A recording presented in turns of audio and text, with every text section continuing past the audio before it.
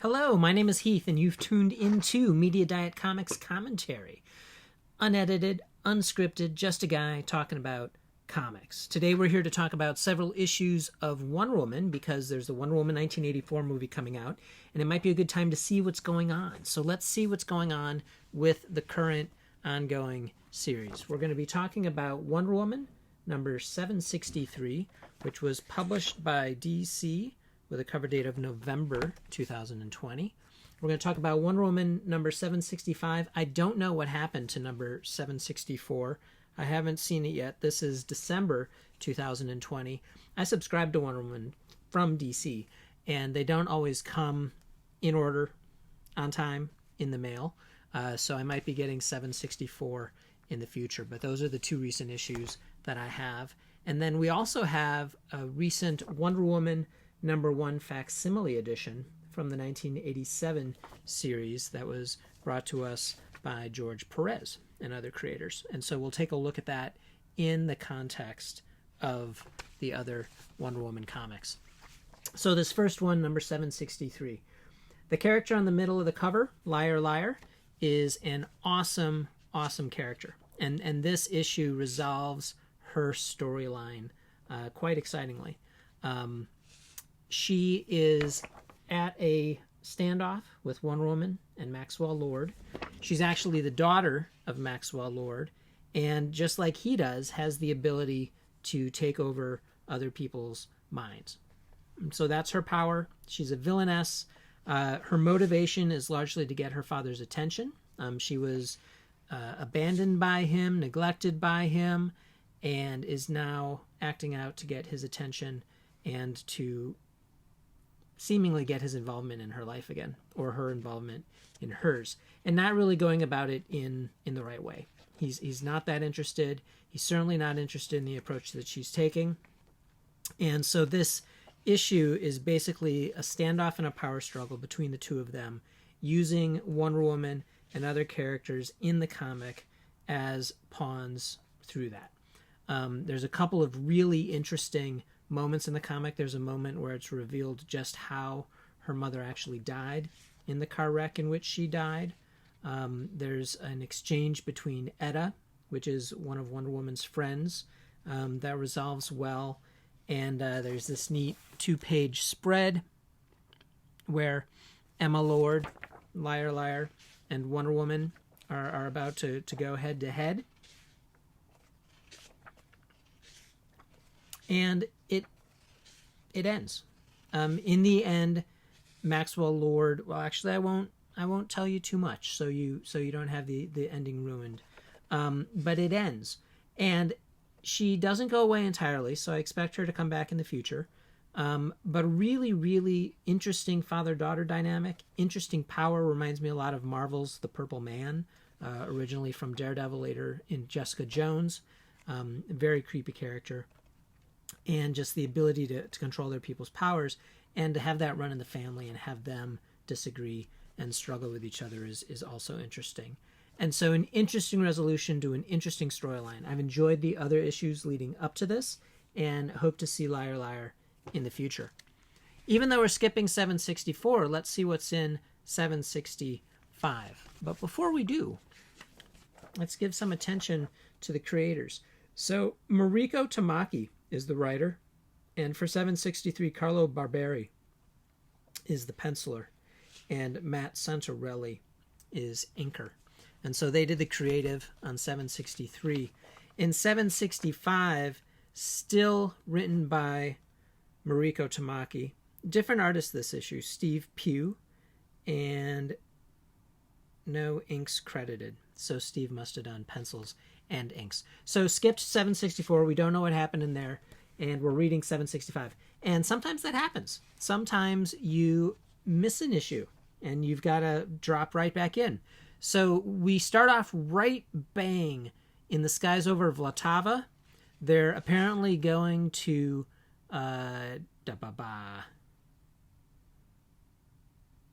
where are they going? Zandia, to try to track down some of the technology that Max Lord's daughter used in her mind control program taking over the city. And so they end up going to Zandia, which is kind of a fun place. It's kind of like the island where the boys turn into donkeys in Pinocchio. It's kind of like the bar in Marvel Comics where all the villains go. But Zandia is basically supervillain Vegas, as Maxwell Lord puts it. And they're here to track down some technology.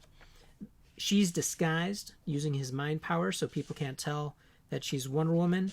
And they basically encounter a series of misadventures in trying to track down this technology. They end up finding out that they've been lured there for reasons, and those reasons involve Count Vertigo, who is a villain that I'm not familiar with, but appears to be a Doctor Doom-like character overseeing Vlatava, an Eastern European-like area, and thinks that the technology will be able to augment mind powers that he might already have. This issue also ends interestingly, so there's going to be a storyline that kind of continues from this. And so that's Wonder Woman number 765. Of the two artists, you know, Pugh does a good job. I think I enjoyed the art from Barbarian Santarelli just a little more. But maybe not. We'll see. The scenes that Pugh drew of Zandia are pretty cool. But I want to say for sure that I think Mariko Tamaki is a promising writer. First comics of hers that I've read, that I'm aware of, that I connected the name to. I've read other recent Wonder Woman, but it's the first time the names kind of hit my radar. And a name to look for. And so writes good comics, look for those comics. But if you're looking for a really good comic, Wonder Woman number 1, the George Perez run, 1987, a reboot, reintroduction, renumbering of the character, and this is a reprint of that first issue. It was a big deal comic when it came out.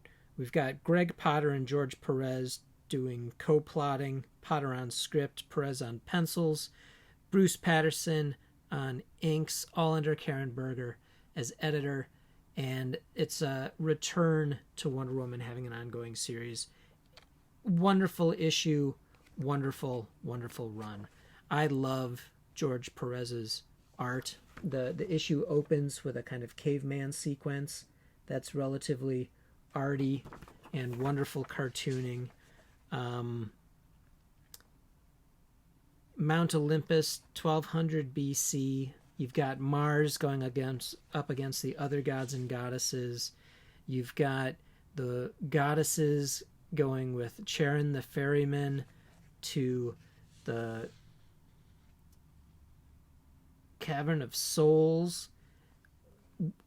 Dead souls being reborn as Amazons. Wonderful retelling of world myth, Greek and Roman myth.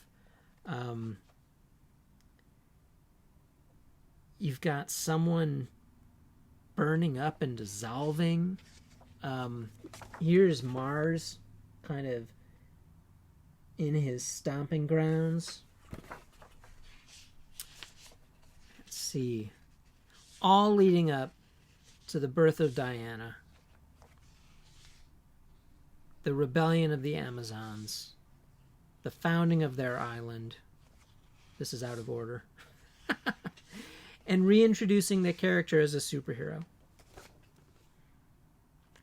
And so wonderful Wonder Woman comic. Wonderful art, wonderful story, wonderful relaunch, wonderful reboot. Just a wonderful comic and relatively dense. It's a busy first issue for reintroducing Wonder Woman. Also great to see them crediting the creator of Wonder Woman, William Woolston Marston, and a couple of other neat things to mention. On a previous review, I mentioned Rue Morgue advertising its guide to horror comics in a comic. This is just an ad for a subscription. And they actually give an affiliate tag specific to DC. So they're tracking subscriptions coming from the comics. That's pretty cool. This is a Facsimile edition. When Marvel publishes facsimile editions, it generally means that it's the entire issue published as the issue. So you get all the historic ads, you get the letter column, you get everything that was in the original issue. When DC does facsimile issues, it's not like that at all. So you don't get the back matter, editorial matter, letter column. You don't get the original ads unless this issue had no ads originally. It's got new ads, not vintage ads. But it does reprint the comic in full. It's not a $1 comic. This was a full cover price comic for their facsimile edition. But a wonderful, wonderful reintroduction of Wonder Woman, and a great place to start if you're not currently reading the ongoing series. Check out recent issues, check out the Perez reprint, and go from there. And when you have a chance to see the movie, see the movie. Well, this is Heath. Thank you very much for tuning into Media Diet Comics Commentary. Hope to see you next time.